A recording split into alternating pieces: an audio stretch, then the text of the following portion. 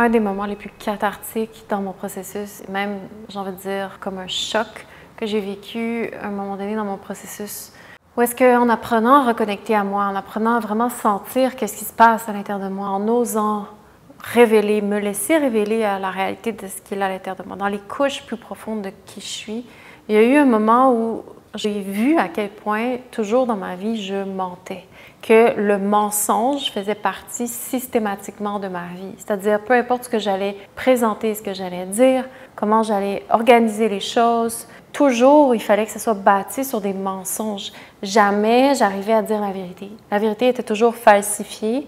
Et j'ai grandi dans un environnement où est-ce qu'on ne dit pas la vérité, où est-ce qu'on va toujours présenter quelque chose. On vit dans un monde où est-ce que la façade est plus importante que la vérité.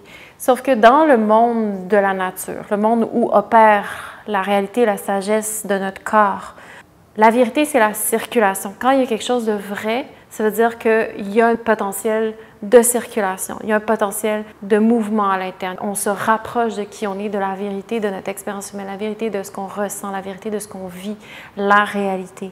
Et quand on est constamment en train de mentir, imaginez, pour moi, ça a été un choc parce que si la santé, ça représente la circulation, si la vie, c'est synonyme de circulation, qu'est-ce qui fait que, en tant que femme, moi, dans ma vie, ou peu importe, j'ai besoin de mentir? Pourquoi je me suis placée toute ma vie dans autant de mensonges? Pourquoi mentir faisait partie de mon lifestyle? Pourquoi, si le but de la guérison, la reconnexion de notre pouvoir en tant que femme, c'est d'être en intégrité avec qui je suis, alors pourquoi j'ai besoin d'utiliser le mensonge? Pourquoi j'ai besoin de mentir? Où et quoi j'ai besoin de cacher? Qu'est-ce que j'ai besoin de manipuler? Pourquoi il y a autant besoin de contrôle à ce point-là que je dois être dans un monde de mensonges? C'est vraiment important parce que moi, quand j'ai découvert ça, que je faisais ça, ça a vraiment été un choc parce que la vie est une conscience, la vie voit. La vie, pour moi, je le vois comme un œil, un troisième œil qui regarde systématiquement dans toutes les dimensions. On ne peut pas cacher à la vie ce qui se passe. Et on a beau prétendre nous cacher des choses en nous, la vie, elle, sait. La vie voit. Alors, pour moi, c'était comme un choc de dire, attends, mais il y a des lois et des principes dans la vie, que pour chaque action, il y a des conséquences, de cause à effet. La vie fonctionne systématiquement dans un processus de cause à effet. Donc, si ma vie est toujours basée sur le mensonge, sur l'illusion, la façade, la prétention, des choses que je veux cacher pour me protéger par survie, tout ça, c'est pas dans le but de condamner, de dire que c'est mal. C'est pour amener une conscience que ça ne fait pas de sens de vivre une vie constamment dans le mensonge. Qu'est-ce que je fais à mon cœur pour être constamment en train de toujours mentir aux gens, à moi-même, à la vie, à mon entourage? Et je me suis vraiment entourée de gens qui mentaient aussi beaucoup. Quand j'ai réalisé que j'utilisais ça par mécanisme de survie pour me protéger, pour garder le contrôle, pour pas que la vie voie trop que je suis un être sensible, un être organique qui a tellement peur d'être affectée, d'être touchée, etc., que tout mon mécanisme de protection, ça a été, entre autres, de me mentir à moi, de mentir à la vie, de mentir aux autres. Mais quand j'ai vu que ça, c'était mon mécanisme de protection et que je me suis associée avec des gens qui, eux aussi, mentaient systématiquement, c'est comme, wow! Dégelé de toutes ces carapaces-là de mon être que je me suis mis, commencer à retrouver mon corps sensible, commencer à retrouver le ressenti, vraiment sentir mon cœur, l'organe, sa vibration, son énergie, qu'est-ce que j'aime dans cette vie, qu'est-ce que je suis faite pour, c'est quoi comment je porte une mission de dire les choses sur l'intégration de mon chemin, comment j'ai eu mal, le fait que les femmes ont mal parce qu'elles souffrent, parce qu'elles ne se comprennent pas, tout ce que mon cœur a besoin d'aimer, de nommer, de dire dans cette vie, tout ce que mon womb, mon vagin aspire à manifester, etc. Toute cette vérité-là, c'est comme si je la protégeais de plein de mensonges parce que je n'étais pas capable d'assumer je suis qui. Mais je trouve que c'est vraiment grave pour moi quand j'ai commencé à me remettre à sentir mon corps, à me remettre à sentir je suis qui. Quand j'ai vu à quel point ma vie était toujours un immense mensonge, que tout ce que j'ai vraiment su dans cette vie, c'est me cacher même à moi-même, ça a vraiment été un choc.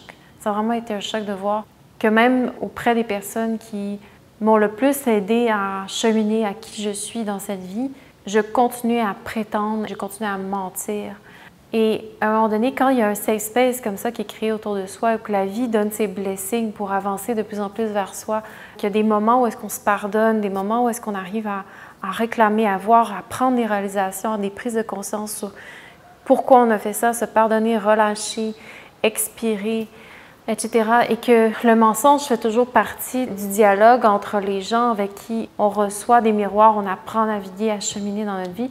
Pour moi, à un moment donné, j'ai vu ça comme vraiment profondément une peur d'apparaître, une peur de me donner, une peur de m'aimer, toujours dans la protection, toujours. Et ça m'a vraiment complètement déstabilisée de voir, waouh, attends, ça, c'est un monde aussi dans lequel on vit. Parce que même si on a l'impression de se présenter aussi aux gens à la vie, il y a tout un web de mensonges qu'on entretient dans notre vie. Et le mensonge, c'est pas juste quelque chose qu'on peut faire comme ça sans conséquences. Non, il y a des conséquences à mentir.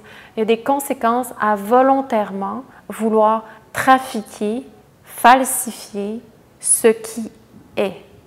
Parce que la nature, l'intelligence de la nature, le courant de la vie, ce à quoi toute femme, on cherche à s'abandonner profondément sans résister, que le courant de la vie passe à travers nous et que la vie guide qu'est-ce qu'on est, comment notre expression, notre potentiel veut s'exprimer dans la vérité, aussi raw que finement que ça veut être. Tout ça, c'est quelque chose qu'on veut apprendre à s'abandonner, que la vie nous guide à travers ça.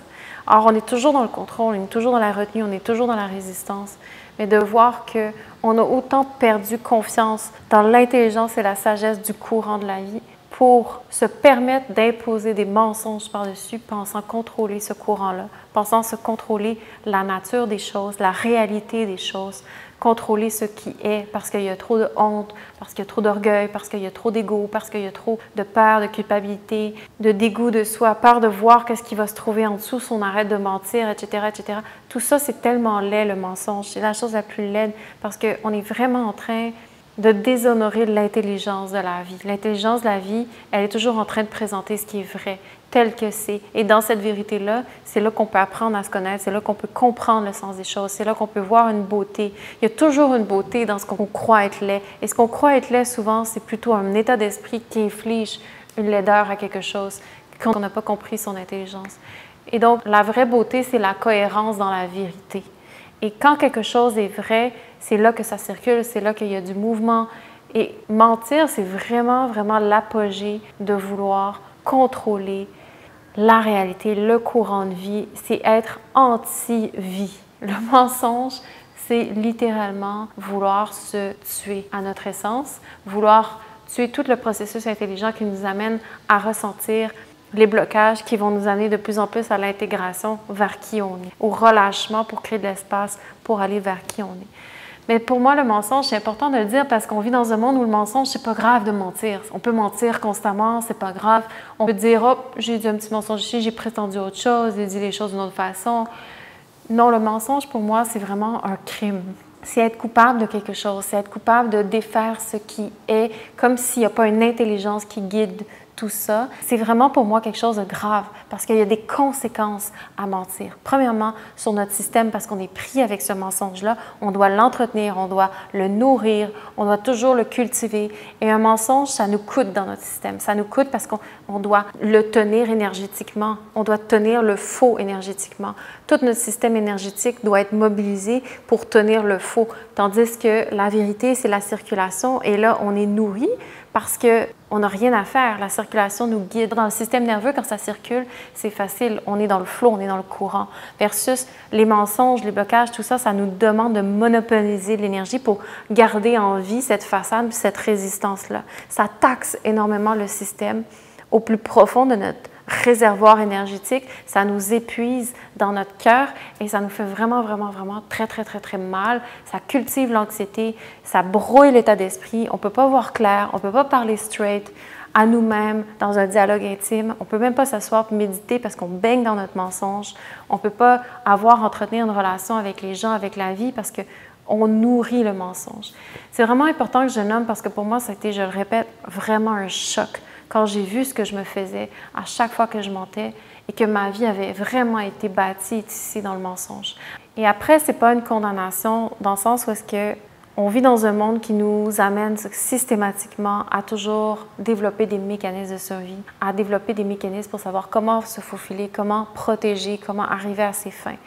Tant sur tant qu'on ne sait pas comment se déposer, toucher à même notre corps, une source énergétique qui nous appartient, de circulation à même notre système nerveux, apprendre à se connaître au plus profond de notre expérience, dans la noirceur comme dans la lumière. Qu'est-ce que ça veut vraiment dire?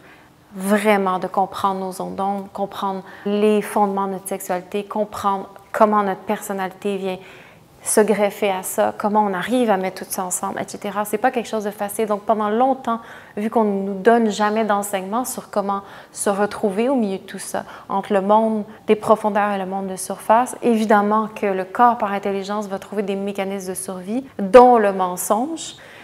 Surtout quand le monde dans lequel on a grandi, surtout quand autour de nous, les adultes, quand on était petits, nous ont montré que le mensonge, c'est comme ça qu'on procède pour survivre. Donc, c'est vraiment important de dire, de ne pas condamner cette réalité-là qu'on s'est donnée, mais à partir du moment où on en prend conscience, de pouvoir le voir pour ce que c'est et d'apprendre tranquillement à lâcher le besoin de mentir parce qu'il y a quelque chose de plus profond, de plus vrai aussi qui veut émerger dans la vie. Le mensonge, en fait, c'est se laisser dans une prison. Quand la vie, c'est un océan de richesse, d'informations puis de vérité à l'intérieur de nous-mêmes, à l'intérieur de notre corps, qui attend juste à être compris, à être démystifié puis à être respecté.